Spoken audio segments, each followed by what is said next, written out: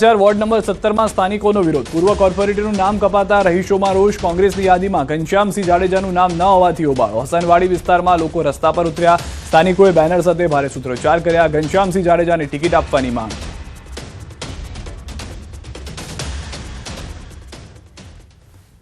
અને આ 17 નંબરના વોર્ડમાં ઘનશ્યામસિંહની જરૂરત છે અને એણે કામ એવા કર્યા છે। રાત દિવસ ક્યારે કોઈ નાઈ નથી પાડી અને એણે સતત બધી રીતે અમને મદદ કરે જ છે। આ તરફ ટિકિટ કાપવા મુદ્દે પૂર્વ કોર્પોરેટર લાલગુમ, પૂર્વ કોર્પોરેટરના જેનીબેન ઠુમ્મર સામે જ્ઞાતિવાદના આક્ષેપો। ટિકિટ આપવામાં જ્ઞાતિવાદ કર્યાનો આક્ષેપ। પાટીદારોની ટિકિટ મહત્વ અપાયું હોવાનો દાવો। અમારી માંગ એ છે કે ઘનશ્યામસિંહ જાડેજાને ટિકિટ આપો। અમારા ઘનશ્યામસિંહે સારા કામ કર્યા છે। અમે ગમે ત્યારે ફોન કરી ત્યારે ખડા પગે ઉભા રહીએ છીએ ઘનશ્યામસિંહ। અને પાણીના કામ, આયુષ્યમાનના કામ, દવાખાનાનું કોઈ પણ કામ હોય પણ ઘનશ્યામસિંહ ઉભા પગે અમારું કામ કરે છે। એટલે અમારે ઘનશ્યામસિંહ જ જોઈએ, અમારે બીજું કોઈ નથી જોયું। મત અમે કોઈને દેશું જ નહીં। જો ઘનશ્યામસિંહ નહીં આવે ને તો અમે બધા મત દેશું જ નહીં કોઈને। મારી નારાજગી છે પણ અમારા જે પ્રભારી છે જેનીબેન ઠુમ્મર, એને ખાસ કરીને એને ખબર હોવી જોઈએ કે કયા વિસ્તારમાં કયો વ્યક્તિ એક્ટિવ છે અને કોણ કામ કરે છે। એને સમજી અને પછી આ ટિકિટનું બાટલું કોંગ્રેસ કે પ્રભારી છે એને ખરેખર વિસ્તારમાં 5 આગેવાનોને પૂછવું જોઈએ કે આ વોર્ડમાં 17 નંબર વોર્ડમાં કોણ કામ કરે છે અને કોને યોગ્ય ટિકિટ દેવી જોઈએ। એ આપણા પ્રભારી જેનીબેન ઠુમ્મરની ભૂલ જ છે।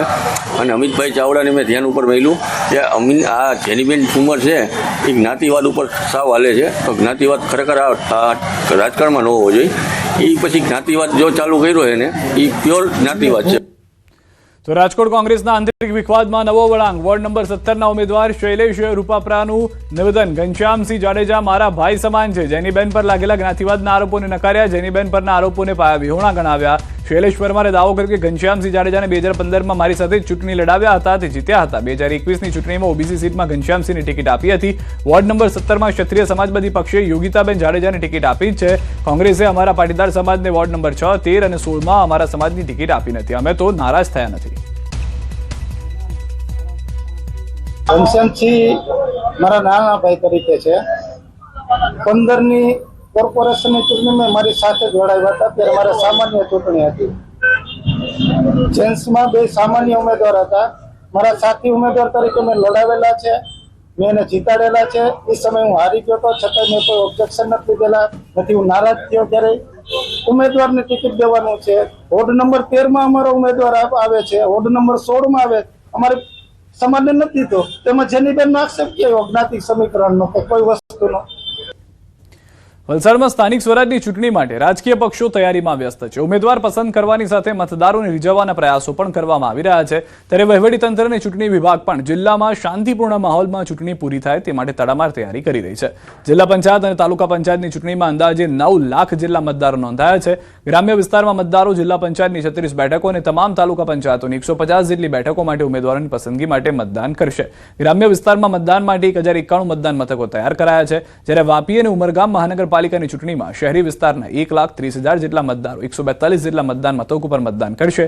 જિલ્લામાં શહેરી અને ગ્રામ્ય વિસ્તારના મળી કુલ 1233 જેટલા મતદારો મથક ઉભા કરાયા છે। સંપૂર્ણ ચૂંટણી પ્રક્રિયામાં જિલ્લાના 8,000 જેટલા કર્મચારીઓ ફરજ બજાવશે। ચૂંટણી વિભાગ દ્વારા જિલ્લામાં આચારસંહિતાની કડક અમલવારી માટે સતત નજર રાખવામાં આવી રહી છે। अपने पास वलसाड जिला में 1233 मतदान मथक है, जेना ऊपर जिला पंचायत, तालुका पंचायत और महानगरपालिका ने नगरपालिका चुनाव आयोजन થશે। 8,000 જેટલા કર્મચારીઓ તંત્રને સહયોગ આપશે। મતપત્ર છાપકામની તૈયારી માટે એજન્સી નક્કી થઈ ગઈ છે। આ બધી કામગીરી પ્રગતિમાં છે।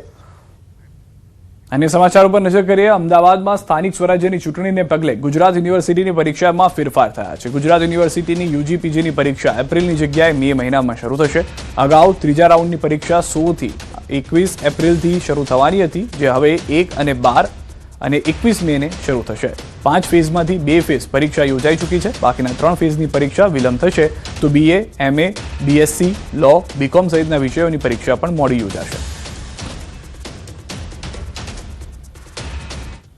સુરેન્દ્રનગર મહાનગરપાલિકાની આગામી ચૂંટણીનો જંગ જામવાની તૈયારીમાં છે। ત્યારે વોર્ડ નંબર 11ના ગણપતિ ફાટસર વિસ્તારના રહીશોએ પ્રાથમિક સુવિધાઓના અભાવે આક્રમણ વલણ અપનાવ્યું છે।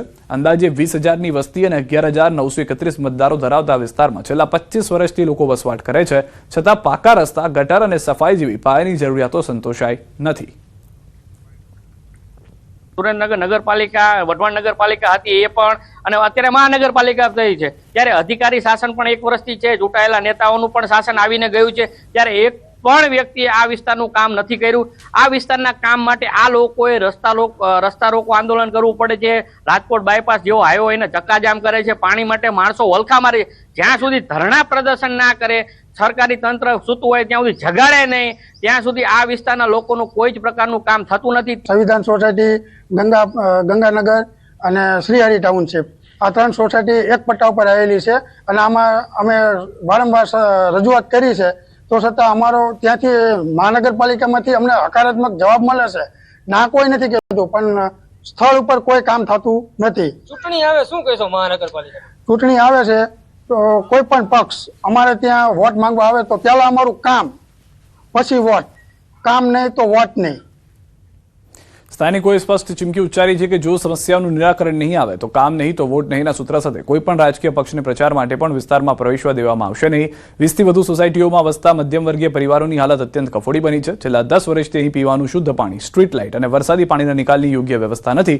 ખાસ કરીને ખુલ્લી ગટારો અને ગંદા પાણીને કારણે માખી મચ્છરોનો ભારે ત્રાસ ફેલાયો છે, જેનાથી રહીશોનું આરોગ્ય જોખમાયું છે. વર્ષો તો 20 વર્ષ થઈ ગયા. 20 વર્ષથી એક જ ધારા આમના આજે આવે કાલે આવે, આજે આવે કાલે આવે, પણ આવતું નહીં. બરાબર. હવે ચૂંટણી આવે શું કહેશો? ચૂંટણી આવે તો કાંઈ કહેવાનું નહીં. ચૂંટણીમાં એમ કહે છે કે કરી દઈશું, કાંઈ કરતા નથી. બરોબર, કાંઈ કરતા નથી. એ તો આવીને મોટી મોટી વાતો કરી જાય કે આમ કરી નાખશું, તેમ કરી નાખ્યું, પછી કોઈ કાંઈ આવતું જ નથી. ખાલી એટલું જ કહે કે આ થઈ જશે.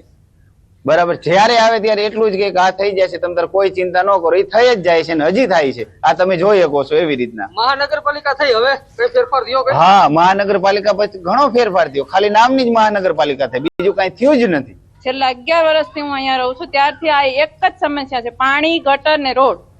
ગંદુ પાણી આવે હદ અમારે. લગભગ 8 મહિનાથી પીવાનું પાણી અમે ક્યાંથી લાવીએ? કેવી તકલીફ પડી રહી છે બધી? અનહદ પાણી ગંદુ આવે છે, છોકરા બીમાર રહે છે અમારા. અગાઉ ચૂંટણી આવતી હતી, નેતાઓ આવતા હતા, શું કઈ વાયદા કર્યા? કોઈ જ વસ્તુ કરી જ નથી. વાયદા તો બધા કરીને જાય છે દર ચૂંટણીમાં.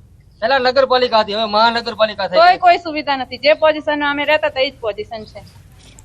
સ્થાનિકોએ આક્ષેપ કર્યા છે કે અગાઉ નગરપાલિકા હતી ત્યારે પણ આંદોલનો કર્યા બાદ જ કામ થતા, પરંતુ હવે મહાનગરપાલિકા બન્યા પછી પણ પરિસ્થિતિમાં કોઈ સુધાર થયો નથી. ચોમાસા દરમિયાન રસ્તાઓના અભાવે બહાર નીકળવું પણ મુશ્કેલ બની ગયું છે. ત્યારે હાલ સ્થાનિકોએ આગામી મનપાની ચૂંટણીમાં કામ નહીં તો વોટ નહીં આપવાની ચીમકી ઉચ્ચારી છે.